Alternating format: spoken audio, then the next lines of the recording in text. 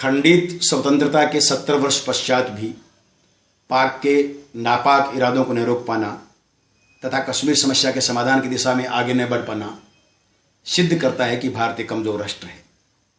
आज तक किसी भी सत्ता पक्ष के राजनीतिक दल या राजनेता ने कश्मीर समस्या पर गंभीर प्रयास नहीं किए हैं।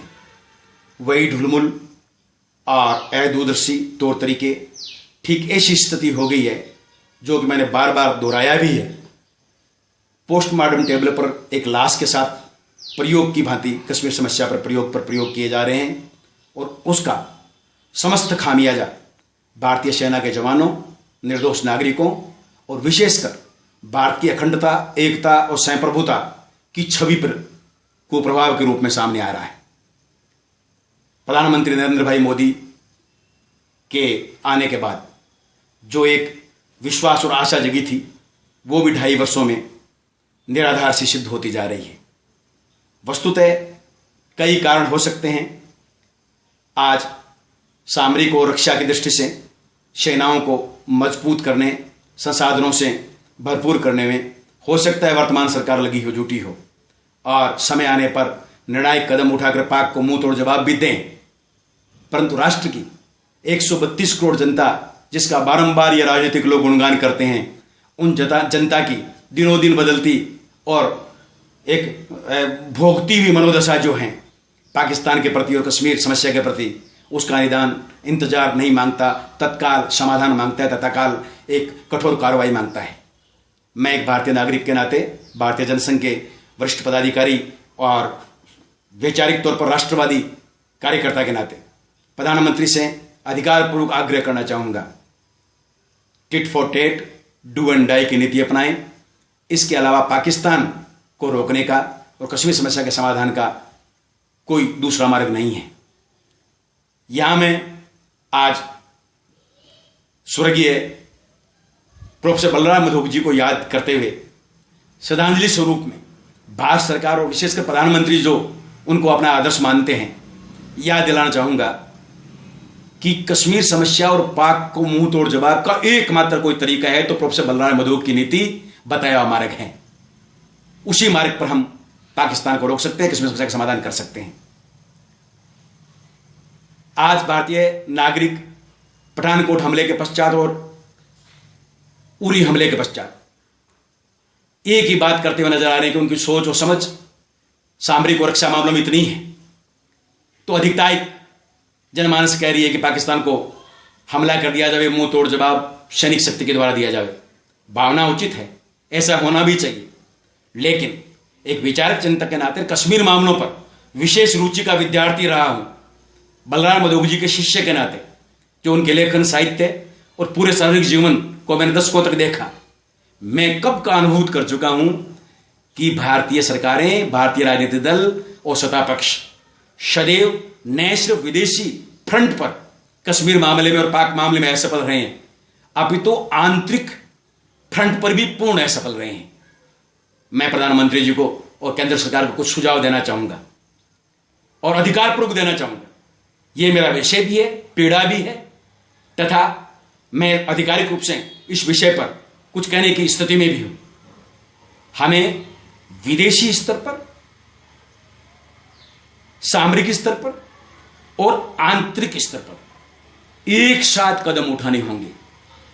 मैं कुछ अंतर्राष्ट्रीय स्तर पर वैश्विक प्रयासों की जिक्र करना चाहूंगा। अगर आज इस वक्त मैं प्रधानमंत्री होता तो अब तक मैं पाकिस्तान के साथ में सभी प्रकार के व्यावसायिक आर्थिक संबंध समाप्त कर चुका होता। अब तक पाकिस्तान के दूतावास को बंद कर दिया जाता और भारतीय दूतावास को वापस बुला लिया जाता। पाकिस्तान के साथ में जितने भी हमारी जल संधियां, ट्रीटीज हुई हुई और रद्द कर दी जाती और चाइना को समझाया जाता कि समय रहते समझ जाओ, और पाक के आतंकवाद को अगर हल्का सा भी आपने समर्थन जारी रखा, नेपथ्य भी पाक के इरादों का समर्थन किया, तो तमाम आर्थिक प्रबंधन और हमारे व्यावसायिक संबंध खत्म कर दिए जाएंगे। चाइना देश के 132 करोड़ जनमानस के बाजार से डरता और वो पीछे हटता। मैं अब तक नेपाल को कह चुका होता कि नेपाल के मार्ग से आतंकवाद, हथियार, नशीले पदार्थ, नकली करेंसी जो भारत में आ रही है उसे रोकें, क्यों मित्र देशों का एक कर्तव्य बनता है कि विपत्ता के समय में मित्रों के काम आवे, और नहीं तो नेपाल के साथ में भी कुछ आंख दिखाकर बड़े भाई की तरह प्रेम और स्नेह के साथ साफ साफ बातें की जानी चाहिए। ब्रिटेन, अमेरिका, रूस जैसे मित्र देशों को आज दो टूक शब्दों में कहा जाना चाहिए कि हमें 2 कदम आगे 2 कदम पीछे नहीं, पाक को आतंकवादी राष्ट्र घोषित करने में सहयोग कीजिए और पाक को आतंकवादी राष्ट्र घोषित कीजिए। इसके साथ में संयुक्त राष्ट्र संघ में हम क्यों बार बार कह रहे हैं कश्मीर 2 राष्ट्रों का विषय है, शिमला समझौते पर, जब शिमला समझौता, ताशकंद समझौता पाकिस्तान मानता ही नहीं, उसने कभी उस पर अमल ही नहीं किया, तो हम एक तरफा क्यों गुणगान कर रहे हैं? हमें साफ संयुक्त राष्ट्र में कह देना चाहिए कि कश्मीर समस्या पर एकमात्र विषय भी बाकी है, और वो विषय क्या है? पाक ऑक्युपाइड कश्मीर को वापस लेना, भारत में मिलाना, क्योंकि संपूर्ण कश्मीर भारत का अभिन्न अंग है। विश्व समुदाय में हमें डिप्लोमेसी के साथ साथ, मीडिया के साथ साथ जितने भी तरीके होते हैं, पाक को नंगा करना चाहिए, पाक को आतंकवादी देश घोषित करवाने की दिशा में आर और पार का जोर लगा देना चाहिए। ये कुछ सामरिक कदम उठाने से पहले ग्लोबल स्तर पर, अंतर्राष्ट्रीय स्तर पर उठाने वाले कदम हैं जो अब तक उठा लिए जाने चाहिए थे। 24 घंटे, 48 घंटे, 72 घंटे कम नहीं होते हैं प्रधानमंत्री जी। साथ ही सामरिक दृष्टि से आप क्या कर रहे हैं? माना हमें राफेल विमानों की एक खेप आने वाली है जो 1-2 साल में पूरी होगी, माना कि हम हमारी नौसेना को मजबूत कर रहे हैं, माना कि हम तत्काल युद्ध कोई भी राष्ट्र नहीं कर सकता, हम भी नहीं कर सकते, लेकिन आपके पास में जो परमाणु सहित बैलिस्टिक जितनी मिसाइलें हैं वो पाकिस्तान के सामरिक और महत्वपूर्ण राजनीतिक प्रशासनिक ठिकानों की तरफ निशाना लगा के खड़ी क्यों नहीं कर देते? उन्हें तैनात कर दिया जाना चाहिए। भारतीय फौज को साफ निर्देश दे दिया जाना चाहिए कि जिस सेक्टर से पाक से आतंकवादी आते हैं, जब ये स्पष्ट है कि सारे आतंकवादी पाकिस्तान से आते हैं, तो पाकिस्तान से जो आतंकवादी आते हैं उसी सेक्टर में पाक रेंजर्स और पाक फौज जो तैनात है उनको उड़ा दिया जाए, मार दिया जाए, क्योंकि उनके शेल्टर के बिना कोई उग्रवादी भारत में घुस नहीं सकता। उनकी कवरिंग फायरिंग होती है तब कोई आतंकवादी भारत में आता है, और ऐसे में हमारा पूरा का पूरा सुरक्षात्मक हक बनता है कि हम पाकिस्तान की फौज और रेंजर्स को जो उस सेक्टर में है उनको उड़ा दें, गोली मार दें। यह हमें कदम उठाना चाहिए, यह कदम उठाना पड़ेगा। जब तक हम यह कदम नहीं उठाएंगे तब तक पाकिस्तान कभी पीछे नहीं हटेगा, पाकिस्तान कभी भी रुकेगा नहीं। यह हमें सामरिक कदम उठाने होंगे। हां, हमें एक आर पार निर्णायक युद्ध की तैयारी के लिए मैं यह स्पष्ट कहना चाहता हूं कि बिल्कुल आर पार का युद्ध करना जरूरी है। बार बार पूर्व में कहा है, मैंने 15 वर्ष पहले भी कहा है कि पाकिस्तान के साथ एक निर्णायक युद्ध अपरिहार्य है। मैं पुनः मेरे इस मत को दोहराता हूं, उस युद्ध की तैयारी की जाए और कुछ आंतरिक कदम भी हमें उठाया जाए। पाकिस्तान के आतंकवादी और पाकिस्तान की विचारधारा को जो जम्मू कश्मीर में शेल्टर देने वाले राजनीतिक दल, ब्यूरोक्रेसी के तत्व हैं, उनको सामने लाकर कठोर दंड से दंडित किया जाए। हुर्रियत जैसे नेताओं के न सिर्फ सारी सुविधाएं और सुरक्षा वापस ले जाए, अभी तो उनसे पासपोर्ट छीन के 72 घंटे का अल्टीमेटम देकर उन्हें विदेश भाग जाने या पाकिस्तान में चले जाने का निर्देश दे दिया जाए। और अगर ऐसा नहीं करते हैं तो भारत के एक नागरिक के पूर्ण जो कर्तव्य होते हैं उन कर्तव्यों के प्रति वचनबद्धता निभाते हुए वापस पासपोर्ट लिए जाएं। ये कदम उठाने पड़ेंगे।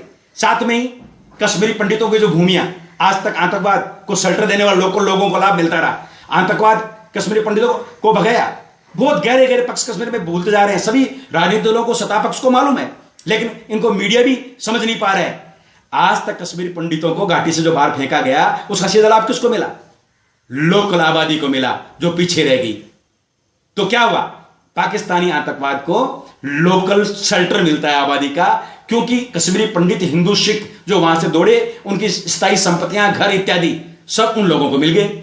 ऐसे में मैं प्रधानमंत्री से निवेदन करता हूं कि तमाम कश्मीरी पंडितों की छूटी हुई भूमियां, संपत्तियां सीधी केंद्र सरकार या आर्मी अपने अंडर लें और संपूर्ण कश्मीरी पंडितों को विस्थापित स्तर पर एक नए जोन के अंदर नई संपत्तियां उतनी संख्या में, नई भूमि उतनी संख्या में या मात्रा में उपलब्ध करवाएं। कश्मीरी पंडितों के लिए बार बार मांग की मैंने 2003 में जम्मू और श्रीनगर दोनों जाकर मांग की कि कश्मीरी पंडितों के लिए पहलगांव अंतनाग से लेकर अमरनाथ गुफा तक एक स्पेशल जोन बनाया जाए जो 40 किलोमीटर चौड़ा, और 80 किलोमीटर 60 किलोमीटर लंबा जैसा हो, उस जोन में सिर्फ कश्मीरी पंडित बसे और उसकी पूरी सुरक्षा और हिफाजत की जाए। ये घाटी में कश्मीरी पंडितों को स्थापित करने का एक पुनर्विचार और तरीका हो सकता है, लेकिन इस पर आज तक अमल नहीं किया गया। किस दबाव में हम झुकते हैं? जब हम सर्वप्रभुता संपन्न राष्ट्र हैं, हमारा राष्ट्र एक और अखंड है, तो धारा 370 क्यों? 370 को संयुक्त लोकसभा और राज्यसभा के सत्र बुलाकर तत्काल भंग कर दिया जाना चाहिए। इसका परिणाम चाहे कुछ भी हमें किसी प्रकार के किसको हमें पूछना है, किसको हमें जानना है? एक तरफ तो हम विश्व शक्ति होने का दावा करते हैं और सर्वप्रभुता के नाम पर बड़े बड़े दावे करते हैं, और एक तरफ हम हर के दबाव में नजर आते हैं। दो चीजें एक साथ नहीं चल सकती। जम्मू कश्मीर और खासकर घाटी में हर स्कूल, हर सरकारी प्रतिष्ठान में राष्ट्रगान, भारत माता की जय, जय हिंद प्रतिदिन कार्य प्रारंभ और समापन के समय अनिवार्य कर दिया जाए, और जो लोग, जो तत्व हैं इन पर अमल नहीं करते हैं, उनको एक अलग नजर से, अलग कायदे से ट्रीटमेंट किया जाए और उनका एक नए तरीके से उनका सामने कानून बनाया जाए। ये समाधान हो सकते हैं। उसके बाद में संपूर्ण भारत के उद्योगपतियों को लघु उद्योग, कुटीर उद्योग और वृहद उद्योगों के लिए घाटी में रास्ते खोल दिए जाए। घाटी से जुड़े हुए वनौषधि, पर्यटन, घाटी से जुड़े हुए फल, ड्राई फ्रूट इत्यादि के उद्योगों को और व्यापार को संपूर्ण भारत के लिए खोला जाए। ये समाधान है जिन समाधानों से हम आर्थिक, व्यवसायिक, व्यवहारिक, सामाजिक, सांस्कृतिक। मैं एक बात और कहना चाहूंगा कि कश्मीर के अंदर जितने भी शहर हैं वो सभी भारतीय ऋषि मुनियों के शहर है। वो तपस्थली रही है, तपोभूमि रही है। जैसे मार्तंड ऋषि, तो मार्तंड ऋषि के नाम से वहां विश्वविद्यालय की स्थापना की जाए और संपूर्ण विश्व के हजारों विद्यार्थियों को, पूरे भारत के विद्यार्थियों को वहां शिक्षा के लिए बुलाया जाए। इससे माहौल में एक बदलाव आएगा। और लद्दाख, जम्मू और कश्मीर घाटी तीनों सेपरेट स्टेट बना दिए जाए। इस प्रकार आंतरिक, बाहरी एवं सामरिक संयुक्त प्रयास केंद्र सरकार को करने होंगे। मैं एक नागरिक के नाते, एक राष्ट्रभक्त के नाते माननीय प्रधानमंत्री जी के प्रति बड़ी आशा और विश्वास रखता हूं। वर्तमान केंद्र सरकार को भी मैं अब तक की सरकारों से श्रेष्ठ सरकार मानता हूं, विशेषकर देश की सुरक्षा को लेकर और सामरिक प्रबंधों को लेकर। परंतु अब 2 कदम आगे 2 कदम पीछे या देखने में समय गुजारने का वक्त नहीं रह गया है। आर और पार करना होगा, आगे बढ़ते हुए नजर आना होगा। Tit for tat, do and die की नीति को अपनाना होगा और उस पर आगे चलना होगा। मैं ये सारा भाव और विचार मेरे गुरुदेव, जिनसे मैंने सार्वजनिक जीवन और राजनीतिक जीवन में बहुत कुछ सीखा, यूं कहें तो सब कुछ सीखा और जाना, बलराज मधोजी की श्रद्धांजलि के रूप में प्रधानमंत्री से पुनः आग्रह करना चाहूंगा। कश्मीर समस्या और पाक की नापाक इरादों को रोकने का एक ही उपाय है प्रोफेसर बलराज मधोक जी की नीति रीति और उनके समय समय पर बताए जाते रहे कदम, जिनका अनुसरण मैंने हमेशा किया है और मैंने उन्हीं अनुसरणों के साथ में मांग उठाई और आज भी मैं पुनः दोहरा रहा हूं। जय हिंद, जय भारत।